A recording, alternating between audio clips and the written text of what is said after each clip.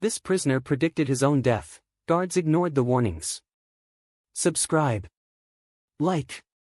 Comment, because this story proves that sometimes the most dangerous place to predict your own death is inside a prison that's already been warned. The first warning came 3 days before he died. It arrived as a handwritten grievance slip, slid through a metal slot and stamped with a time and date that would later become evidence. The inmate wrote carefully, as if neatness might make someone take him seriously. "If something happens to me, it will not be an accident." His name was Jonathan Keller. Jonathan was not violent. Not disruptive. Not the kind of inmate guards worried about.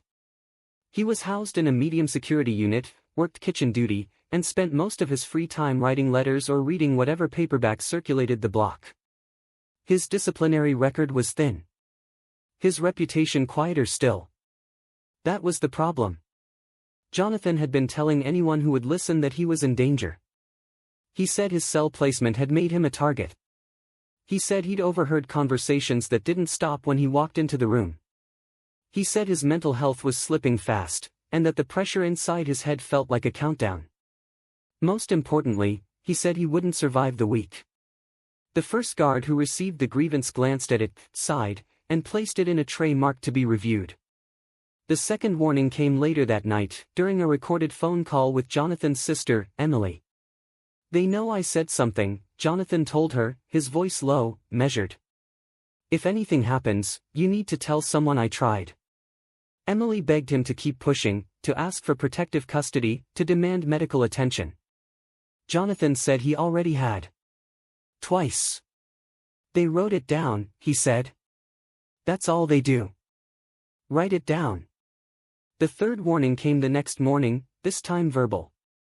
Jonathan approached a unit officer during count and asked to speak privately. Witnesses would later confirm he looked shaken, pale, his hands trembling as he spoke. He told the officer he was afraid he might hurt himself, or that someone else might do it first. The officer logged the interaction as inmate expressing anxiety. No follow-up requested. By the end of that day, Jonathan had submitted a second grievance. This one shorter. "I am not safe. Please move me." It was time-stamped at 4:47 p.m. At 2:12 a.m., a guard doing rounds found Jonathan unresponsive in his cell. The prison called it a suicide attempt that turned fatal. The report was brief. Clean. Contained. It stated there were no prior indicators of imminent risk. Emily learned of her brother's death from a voicemail left by a prison administrator. The message expressed condolences, assured her the matter would be reviewed, and suggested that Jonathan had been struggling internally for some time. That phrase, struggling internally, would follow the case like a shadow. Emily didn't accept it. She flew in the next morning and requested Jonathan's property. A folded jumpsuit. A paperback novel. And a stack of carbon-copied grievance slips that had never been mailed. She read them sitting in her rental car, hands shaking. Each one was dated. Each one documented a plea for help. Each one had been received. None had been acted on. An internal review began quietly, the way these things often do. No press. No public statements. Just emails and meetings and carefully worded summaries. The prison acknowledged that Jonathan had submitted complaints. It also stated that staff had followed protocol. Protocol, it turned out, was flexible. The log showed Jonathan had been placed on a mental health watch months earlier, then removed after a brief evaluation. His recent complaints had not met the threshold for emergency intervention. The warnings were noted, but not escalated. He had predicted his own death. The system had documented it. And then it had waited. The case might have ended there, like so many others, sealed behind a settlement and a confidentiality agreement. But something didn't sit right with the attorney assigned to review Emily's complaint. Her name was Dana Ruiz, and she'd seen prison cases before. Most followed the same pattern. Vague warnings. Hindsight clarity. No accountability. This one was different. Jonathan's warnings weren't vague. They were specific. Timed. Repeated. Dana requested the raw call recordings. Not transcripts. The actual audio. When she listened to Jonathan's final call, something stood out. Not panic. Not hysteria. Precision. "I won't make it to Sunday," he said. "That's when it happens." Jonathan died early Sunday morning. Dana subpoenaed unit logs, mental health referrals, and staffing schedules. She noticed gaps. Missing timestamps. A nurse assigned to Jonathan's unit had clocked out early the night before his death. No replacement was logged. The officer who'd spoken to Jonathan during count hadn't filed a supplemental report. Dana requested surveillance footage from the corridor outside Jonathan's cell. The prison responded that the camera had malfunctioned during the relevant window. It was always malfunctioning. Then Dana found something else. A note buried in an internal email chain, sent hours after Jonathan's death. "We did receive prior warnings." The message was marked "Do Not Forward." Dana felt the weight of it settle in her chest. The case wasn't about what the prison didn't know. It was about what it chose not to do. Emily received a call that night from an unknown number. A voice on the line spoke softly, quickly. "He told the truth," the voice said. They all heard him. Before Emily could respond, the call ended. Dana realized then that this wasn't just a story about one inmate. It was a pattern. Warnings logged. Responsibility diffused. Death explained away. Jonathan Keller hadn't just predicted his own death. He had documented it. And when Dana ordered a full review of similar cases from the same unit, what she found made her blood run cold. Jonathan was not the first inmate to issue a warning like that. He was just the one who had put it in writing. And the file she opened next ended with the same outcome. Unresponsive. Pronounced dead. No prior indicators. The system had been warned before. And it had learned nothing. Dana Ruiz didn't sleep that night. She sat at her kitchen table with Jonathan Keller's file spread open, the pages weighted down by coffee mugs and a quiet sense of dread.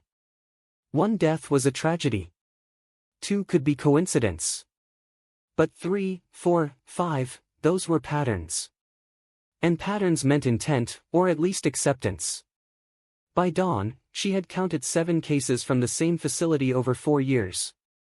Different ages. Different charges. Different mental health histories. But the same closing language appeared again and again. No prior indicators of imminent risk. Dana knew that phrase well. It was designed to end conversations.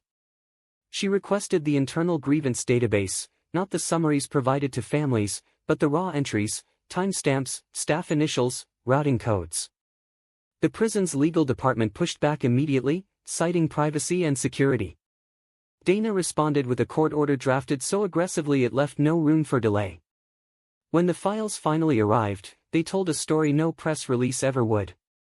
Jonathan Keller's warnings hadn't stopped at 2 grievance slips and 1 phone call. There were digital entries flagged as informational, meaning they required no response beyond acknowledgement. One log showed Jonathan had requested protective custody 48 hours before his death. The request was marked "Review Pending." Pending until when? Dana cross-referenced the staffing schedule. The officer assigned to review housing changes had been covering 2 units that week due to shortages. The mental health clinician assigned to Jonathan's tier had a caseload nearly double the recommended limit. No one person had failed Jonathan. Everyone had. Emily Keller met Dana in person for the first time at a small cafe near the courthouse. She looked exhausted, grief pressed tight beneath controlled anger. "He told me they were waiting," Emily said. "That if he made too much noise, it would only make it worse." Dana nodded. "That's not paranoia," she said carefully. "That's learned behavior." As the investigation widened, resistance hardened. Dana's requests were met with delays. Files arrived partially redacted. Some entries were missing entirely. When she asked why, she was told the data had been overwritten during a system update. Convenient timing. Then a guard came forward. He didn't give his name at first. He used a burner phone and spoke in short bursts, as if every word cost him something. He told Dana that Jonathan had been labeled emotionally manipulative weeks before his death. Not officially. Informally. The kind of label that spreads without paperwork. Once an inmate was tagged that way, their warnings lost urgency. Every complaint became suspect. Every request was treated as exaggeration. He wasn't lying, the guards said. But by then, nobody wanted to be the one who escalated it. Escalation created paperwork. Paperwork created accountability. Dana documented the call and requested interviews with staff who'd interacted with Jonathan in his final days. Most declined.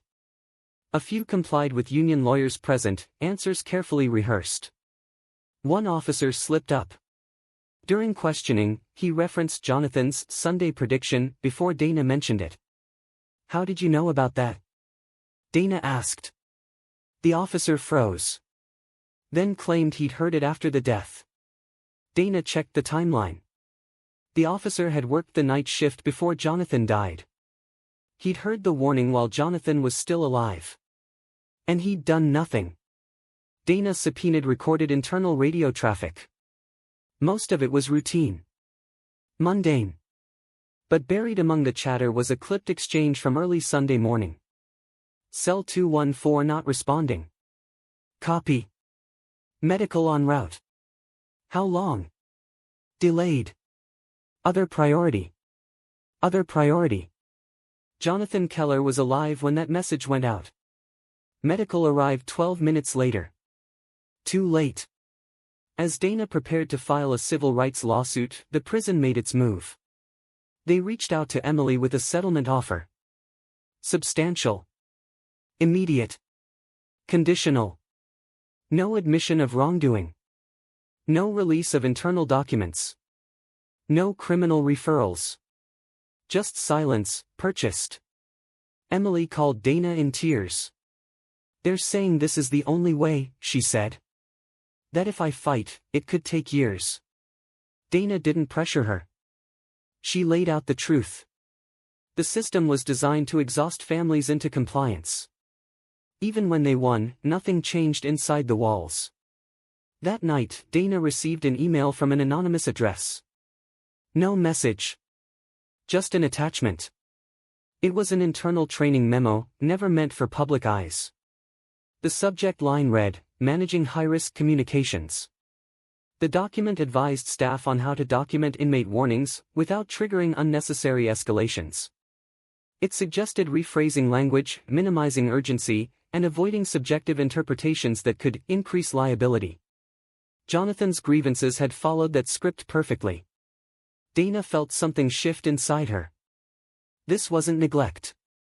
It was risk management. She filed the lawsuit the next morning. The prison responded with a familiar defense. Jonathan had been depressed.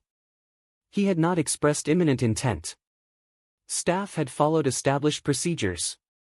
Then Dana filed her motion to compel discovery. And attached to it was the memo. Within hours, the prison's legal team requested an emergency conference. By the end of the week, a second inmate from Jonathan's former unit was hospitalized after a suicide attempt. He survived. Barely. His first statement to investigators was simple. "I told them I wouldn't make it," he said. They wrote it down. The press finally caught wind of the case. Headlines followed. Lawmakers demanded briefings. The prison announced an internal review of mental health protocols. Dana knew the language by heart. Review meant delay. But something had changed. Too many warnings. Too much documentation. Too many voices saying the same thing. Jonathan Keller had predicted his own death. And now, the system that ignored him was being forced to explain why it kept hearing the warnings, only after it was too late. Dana opened the next file in her stack. Different name. Same handwriting. Same final sentence. "If something happens to me, please look back at this." And in the margin, written smaller, almost as an afterthought, were 4 words that tightened her throat. They never listen. The hearing room was too small for what was about to happen. Dana Ruiz sat at the long table with stacks of files rising like barricades around her. Across the aisle, the prison's legal team whispered among themselves, calm and composed, as if this were just another procedural inconvenience. Behind them sat administrators who had never set foot on Jonathan Keller's tier but would now speak with authority about his final days. Emily Keller sat in the front row, hands clenched, eyes fixed forward. She hadn't slept. None of them had. The judge opened with a warning about decorum. Dana didn't hear it. She was focused on one thing, the screen behind the witness stand, where the evidence would finally speak for itself. She called her first witness, the officer who had worked the night shift before Jonathan died. Under oath, his voice wavered. He confirmed receiving Jonathan's verbal warning. Confirmed logging it as anxiety. Confirmed he did not escalate. Why not? Dana asked. The officer swallowed. He'd said things before. Things like what? Like, he wouldn't last. That he was running out of time. Dana let the silence stretch. So when he said it again, closer to his death, you recognized the pattern. Yes. And you still did nothing. The officer stared at the table. I followed procedure. Dana nodded. That's what this case is about. Next came the mental health clinician. She testified that Jonathan's case had been reviewed, that resources were limited, that no single warning met the threshold for emergency intervention. Dana pulled up the memo. The training document glowed on the screen behind them. The room shifted. Staff straightened. Administrators leaned forward. Is this your department's guidance? Dana asked. The clinician hesitated. It's internal. It instructs staff to downgrade language to avoid escalation, Dana said. Is that correct? The clinician's answer was barely audible. Yes. The judge interrupted. Are you telling this court that inmate warnings were intentionally reframed to reduce liability? The prison's attorney objected. Too late. Dana played the audio. Jonathan's voice filled the room. Calm. Precise. Predictive. I won't make it to Sunday. Emily covered her mouth. The sound of her brother's voice after weeks of silence broke something in the room. Even the administrators looked away. Dana played the timestamp next. Sunday morning. The radio call. The delay. Then she played the email marked "Do Not Forward." We did receive prior warnings. The judge closed his eyes slowly. The prison's defense collapsed in stages. First, they claimed misinterpretation. Then miscommunication. Finally, they fell back on the oldest shield, tragedy without fault. Dana stood for her final statement. This case isn't about suicide, she said. It's about prediction. Jonathan Keller told you exactly what was going to happen. He told you when. He told you why. And the system documented it, not to save him, but to protect itself. The ruling came weeks later. The court found violations of civil rights. Gross negligence. Patterned failure. A settlement followed, larger than most. Policy changes were mandated. Oversight imposed. No criminal charges were filed. The warden resigned with a statement expressing sorrow and commitment to reform. He accepted a position elsewhere within the year. Emily received the settlement check and felt nothing. She donated most of it to advocacy groups. The rest went toward legal fees and travel, following threads, speaking to families who had called her after the story broke. There were many. Dana continued digging. Through discovery, she uncovered more files. More warnings. More predictions. One case stood out. An inmate who had written, "If you're reading this, I was right." He survived his attempt. He testified. His words echoed Jonathan's so closely that reporters began calling it a phenomenon. Inmates predicting their own deaths. Systems recording the warnings. Outcomes repeating. Legislators held hearings. Cameras flashed. Promises were made. And then the cycle resumed. 6 months after the ruling, a short article appeared in a local paper. A man had died in custody at a different facility. Officials said there were no prior indicators. Dana requested the file. There they were. Grievance slips. Call logs. A recorded conversation with a sister who begged him to keep pushing. The final note was brief. They know. They just don't care. Dana closed the file and leaned back, exhausted. She thought of Jonathan, of how carefully he had written, believing documentation would save him. Believing that if the system knew, it would act. The truth was worse. The system knew. It chose not to listen. Emily visited Jonathan's grave on the anniversary of his death. She brought no flowers. Just a copy of the hearing transcript, folded and placed gently against the stone. "You were right," she whispered. "They heard you." As she walked away, her phone vibrated with a message from a number she didn't recognize. "My brother is inside. He says the same things yours did. What do I do?" Emily stared at the screen for a long time before typing back. "Write everything down," she replied. "And don't stop telling people." She knew it wasn't enough. Jonathan Keller had predicted his own death, and the system had proven him right. Not because it couldn't save him, but because it wouldn't. And somewhere tonight, another inmate was warning someone who would write it down, file it away, and wait. If this story stayed with you, it should have. Because the most terrifying words in prison aren't shouted in anger or fear. They're spoken calmly, ahead of time, by someone who already knows how it ends. And if you're not ready to look away, you already know what to do next.